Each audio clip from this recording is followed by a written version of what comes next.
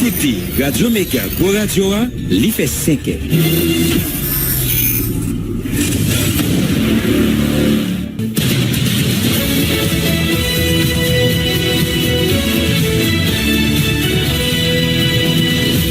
Depuis Studio Pétionville, nous invitons à écouter Méga Matin.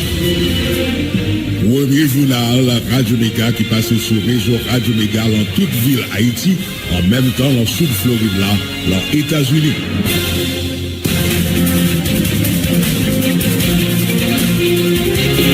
Vendredi 26 janvier 2024, gros bonsoir pour nous toutes. Bienvenue dans le dernier paraître journal Méga Matin. Fritson Ulysse, c'est lui-même qui a fait ma technique au micro-présentation. Moi-même, j'en voulais servir à Daniel. Bonjour Fritson, bonjour Daniel. Bonjour tout le monde, bienvenue sur Tel Radio Méga. 77 moun mouri ak bal, 35 l'autre blessés, 896 moun lagué sans abri, c'est bilan. Brigada et bandits au depuis l'aéroport contrôle Mariani. Selon coordonnateur plateforme nationale pour progrès d'Ormounou Jackson Pierre Noël qui critiquait autorité qui quittait zone Saped.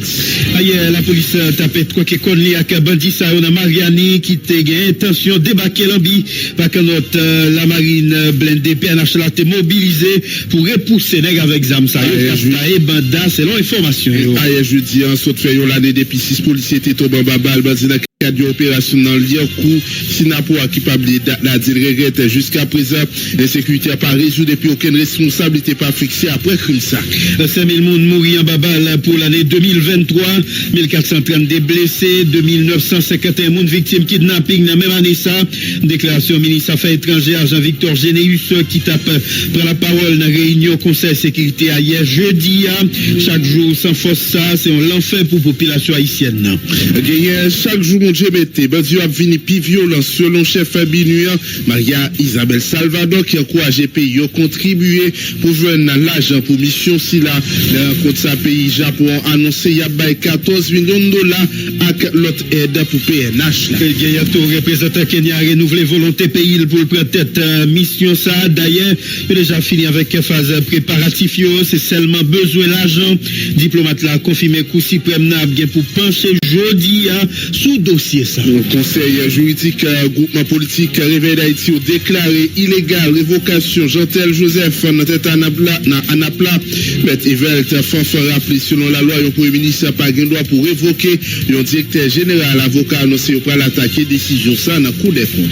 L'autre dossier là bien pour nous partager ensemble avec vous dans le journal là jeudi hier dirigeant c'est Noah Dominique Santé loi salué arrêté gouvernement sorti qui nommé conseil supérieur salaire syndicaliste là demandé gouvernement pour installer même CSS pressé pour commencer à remplir mission yo comme ça doit dans ba ouvrier yo nouveau salaire minimum. Dirigeant Noah Dominique c'était loi dénoncer corruption l'handicap Taïbadana au Fatma côté l'argent cotisant yo a pas gaspillé dans mais une série gros autobris qui déjà en bas section.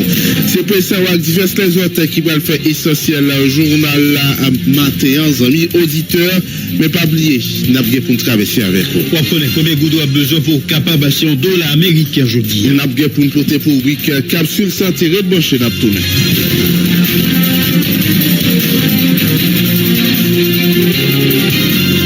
Nous jouons un collaborateur, nous, amis auditeurs, nous praler dans Mariani, puisque situation en pas facile.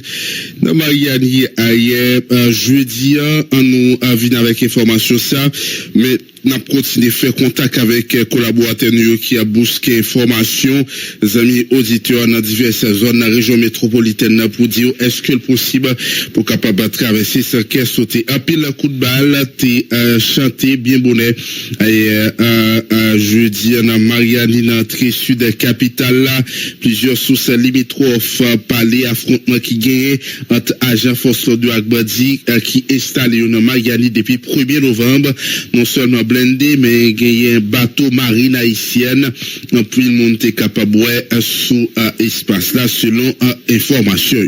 nous avons venu l'autre information dans le journal là, nous parler avec Jackson Pierre Noël lui-même qui parlait sur question bilan dans le journal là. Il y a une plateforme nationale pour progrès droit montrer ces tables sombres sur Zach Briganda qui a passé dans pays spécialement dans Mariani. Bilan ça montre qu'il y a environ 77 personnes qui perdent la vie, 37 l'autre blessés, il y a 896 personnes laguées sans abri à cause de Zach Brigada Sayo, 600 santé obligé fermer porte yo.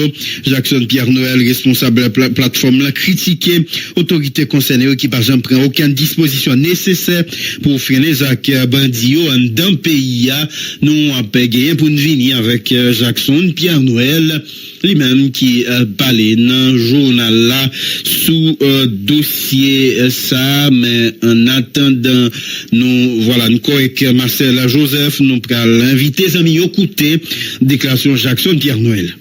Maintenant, PNPDH, qui est plateforme nationale pour le progrès des droits humains, nous constatons que l'autorité n'a pas aucune volonté pour résoudre le problème d'insécurité, ça capte mandat depuis 2 mois, 23 jours dans le sud-capital là, et spécialement dans Mariani. Il y a un total de 77 morts qui est en fait, les 61 garçons, 11 femmes avec un handicapé et 4 enfants.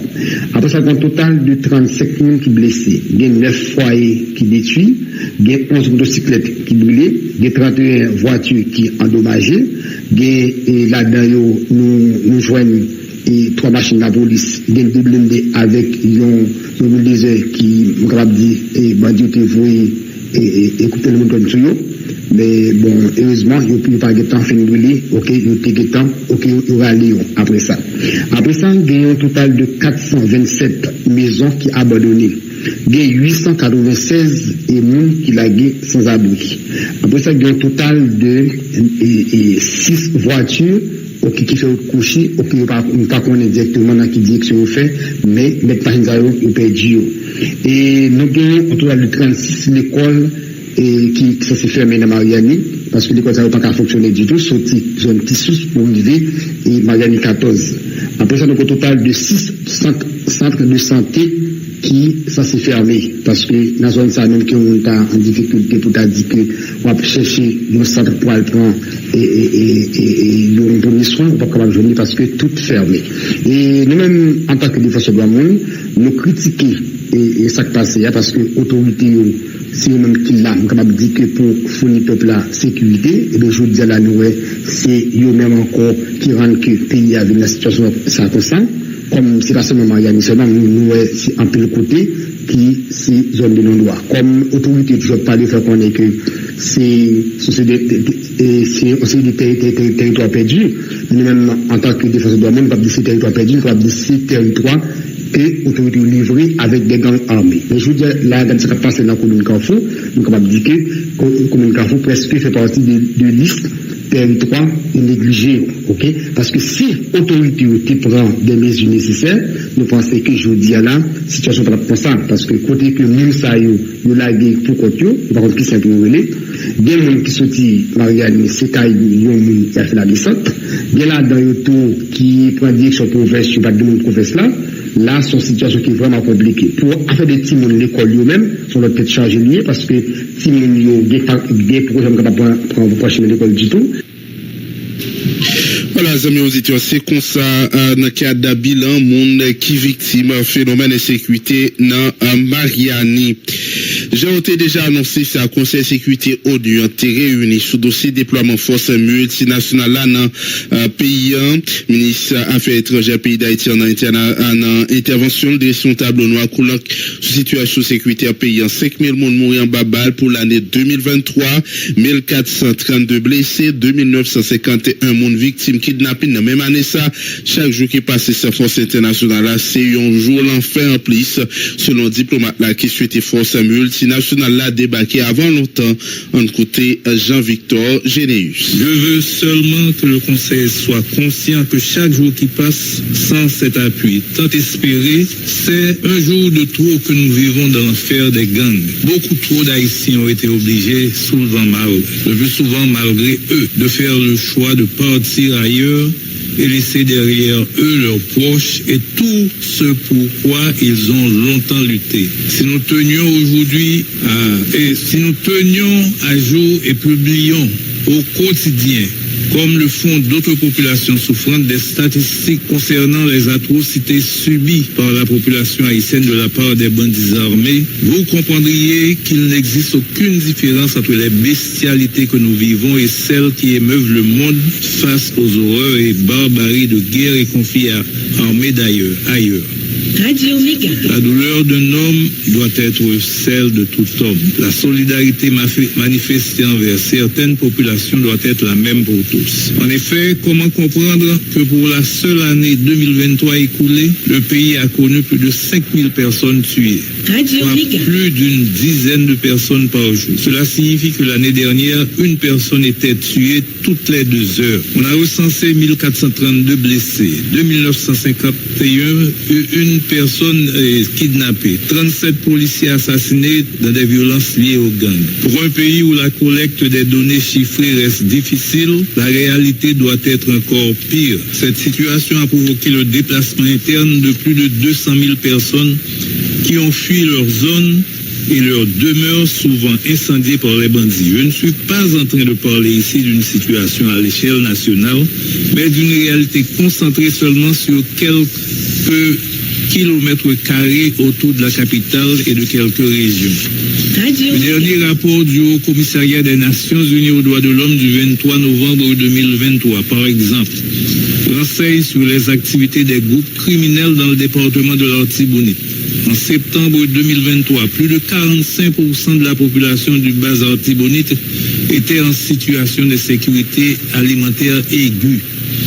En ce début de 2024, les gangs armés ont intensifié leurs activités, préoccupés peut-être par l'arrivée imminente de la mission de support à la sécurité en Haïti. Ils s'affrontent pour augmenter leurs emprises sur de nouvelles zones géographiques. Nous ne mentionnons pas ici les conséquences humanitaires, sociales et économiques de ces situations. À l'instar de l'ensemble de la population haïtienne, le Haut Commissariat des Nations Unies aux droits de l'homme a tiré la sonnette d'alarme en appelant au déploiement sans délai de la mission. J'insiste sur le fait qu'il est urgent que des dispositions soient adoptées conformément à la résolution 2700 qui fait obligation aux États membres de prendre toutes les dispositions en vue de freiner, sinon tarir les flux d'armes et de munitions qui continuent d'alimenter l'arsenal des gangs et empoisonner le quotidien de la population haïtienne. Dans ce contexte, le gouvernement haïtien se félicite de la décision des États-Unis d'Amérique de renforcer sa capacité à enquêter et à poursuivre les personnes impliquées dans la criminalité transnationale vers Haïti, grâce à la mise en place de l'unité d'enquête criminelle transnationale en Haïti. On a toujours été dans le même dossier ça. Et de l'autre côté, Jean-Victor Généis fait connaître Ariel Henry a fait ça capable pour monter au gouvernement unité nationale. Mais jusqu'à présent, acteurs politiques continuent à traîner pied pour atteindre l'objectif ça. Le ministre des Affaires étrangères a demandé pour conseil là publier liste sanction pillage là. Ils te promettent déjà une coûtée déclaration. Pour ce qui concerne le dialogue politique auquel le Premier ministre, son Excellence Ariel Henry, accorde une importance particulière, les acteurs politiques tardent encore à se mettre d'accord sur un accord consensuel minimal afin d'aboutir à un gouvernement d'unité nationale. Dans cet ordre d'idée, je salue le travail effectué jusqu'à maintenant par les éminentes personnalités de la CARICOM et je continue, au nom du gouvernement et du peuple haïtien, à solliciter le support de la communauté internationale à ce dialogue interhaïtien. Dans l'imminence du déploiement de la mission, le gouvernement haïtien remercie la communauté internationale de l'engagement et de la solidarité manifestée jusque-là à l'endroit d'Haïti. Il se félicite des avancées significatives enregistrées depuis l'adoption de la résolution 2699. Face à l'urgence du mouvement, le gouvernement de la République d'Haïti souhaite son déploiement effectif et rapide. Dans le même esprit, il espère l'application de la résolution au renouvellement de 2700 renouvelant la résolution 2653 établissant le régime de sanctions en Haïti, notamment une mise à jour la publication de la liste des personnes ciblées afin de donner plein effet aux documents du Conseil. Madame la Présidente, pour finir, je dirais, Haïti ne s'effondrera pas parce qu'il n'est pas seul. Il ne saurait être seul pour avoir été de tous les combats pour la liberté dans le monde. Haïti reste ouvert à tous les souffles parce qu'il a offert sa solidarité quand d'autres en avaient aussi besoin. Les mains tendues les mains amies qui nous sont tendues, soucieuses de nos problèmes internes, nous les accueillons avec gratitude. Je vous remercie de votre aimable attention. Voilà, on t'a écouté intervention Jean-Victor Généus, qui est ministre Affaires étrangères, qui t'a parlé sous le cadre réunion ça qui t'a fait dans le Conseil de sécurité ONU sous un dossier haïtien. N'a toujours été sous même dossier ça, puisque c'est diverses personnalités, divers représentants pays qui parlaient. Mais avant, nous font arriver dans la commune Kouadé Bouquet, Kafoumas, différents du Valu. Est-ce que le possible pour traverser matin? Bonjour, John Wesley Janvier. Si pour fidélité ou attention, nous continuons avec information avant nous te prendre pause là, nous te en question réunion Conseil de sécurité ONU qui a été faite hier. Nous te permettons au côté intervention représentant pays d'Haïti dans réunion ça qui s'est ministre Affaires étrangères là, Jean-Victor Généus, ou te côté intervention amis auditeurs représentant pays Japon qui promettent pour capable contribuer notamment dans question l'argent pour force multinationale ça. Maintenant nous pourrons permettre côté l'autre intervention représentant pays République dominicaine qui te prend fait intervention partout ministre Affaires étrangères dominicain Roberto Alvarez a critiqué traîner pied qui gagne un déploiement force multinationale là puis passer une année depuis conseil là été voté notre Haïti presque exposé chaque jour sans force là si on joue en plus pour gangio continuer terroriser population selon diplomate là qui s'allie volonté Kenya pour prendre tête mission. Roberto Alvarez a été un représentant République dominicaine dans cadre réunion ça en côté intervention. C'est la neuvième fois en moins de 4 ans que je comparais devant ce noble organe des Nations Unies pour exprimer une nouvelle fois les préoccupations du gouvernement de la République dominicaine face à la crise aiguë et persistante qui touche Haïti. La violence et l'instabilité politique dans la nation frère, la nation sœur haïtienne ont un impact dévastateur sur la population civile, sur la démocratie haïtienne et la sécurité régionale. La résolution 2699, adoptée à l'unanimité par le Conseil il y a près de 4 mois, autorisait la constitution et le déploiement d'une mission multinationale d'appui à la sécurité en Haïti. Ce fut là une lueur d'espoir dans un cadre et dans une situation critique pour Haïti. Hélas, en particulier pour ceux qui sont terrorisés au quotidien par les gangs, cette mission n'a pas encore été déployée. Pendant ce temps, Haïti est au bord du gouffre et chaque jour d'inaction est une nouvelle occasion pour les gangs de resserrer leur emprise et d'élargir leur contrôle. Ce retard injustifié a des conséquences graves. Il y a lieu de reconnaître et de saluer la volonté importante du Kenya pour prendre les rênes de la mission multinationale d'appui à la sécurité d'Haïti, ainsi que la volonté des pays du CARICOM qui ont confirmé leur participation à cette mission. Nous souhaitons également rappeler que nous sommes, nous aussi, déterminés à coopérer pour trouver une solution dans la mesure de nos possibilités, comme nous le faisons d'ailleurs depuis le début du conflit haïtien. Il est impératif que tous les acteurs compétents agissent de façon responsable et déterminée pour fournir à la mission les outils nécessaires, y compris un soutien financier, afin que la mission puisse s'acquitter du mandat qui lui a été confié. Néanmoins, une chose doit être très claire à nos yeux. Le succès de la mission multinationale dépendra d'abord et avant tout de la participation active, dynamique, efficace et constructive du gouvernement et du peuple haïtien en coopération avec eux, en particulier pour ce qui est des élites. Par ailleurs, Madame la Présidente, à côté du retard inquiétant du déploiement de la mission, nous sommes face à une certaine timidité. Encore et toujours. On a toujours été dans le même dossier ça. L'autre bon ministre Affaires étrangères dominicain a démenti parole qui t'a fait quoi majorité des armes car l'alimentaire sécurité d'un pays a soutien République dominicaine. Diplomate là fait connaître certains secteurs mal informés voulaient faire passer pays comme trafiquants d'armes. Pendant le rappeler République dominicaine va fabriquer des armes et différents pour bien contrôler déclaration.